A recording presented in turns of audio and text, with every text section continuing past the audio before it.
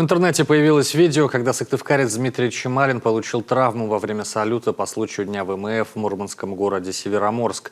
О ЧП с нашим земляком, который находится там в служебной командировке, мы сообщали накануне. Чемалин, морской пехотинец, проходил службу по контракту в Сирии, имеет боевые награды и статус ветерана боевых действий, однако пострадал на гражданке. Неудачное стечение обстоятельств могло случиться с каждым, но пострадал именно он. Сейчас наш боец в тяжелом состоянии, за его судьбой следят многочисленные друзья и с некоторых пор зрители интернет-канала Мэш, где в популярном формате раскрыта хронология события. Он пошел не в какое-то подразделение, где можно просто отсидеться, да? Он пошел в боевое подразделение, зная, какие задачи ему предстоит в будущем решать.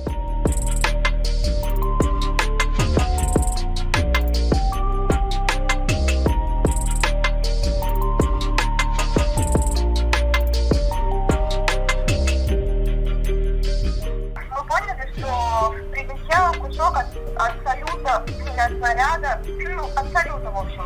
Мужчина, который был рядом с Дмитрием, то же самое сказал, что ему прилетело что-то на голову большое, такой кусок чего-то.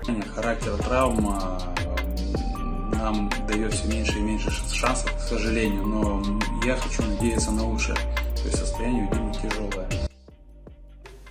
Сейчас по факту инцидента собственную проверку проводит Северный флот. Как сообщили в пресс-службе военного ведомства, во время салюта пострадавший находился в нижней части трибуны. Это место, откуда зрители обычно наблюдают за морским парадом и салютом.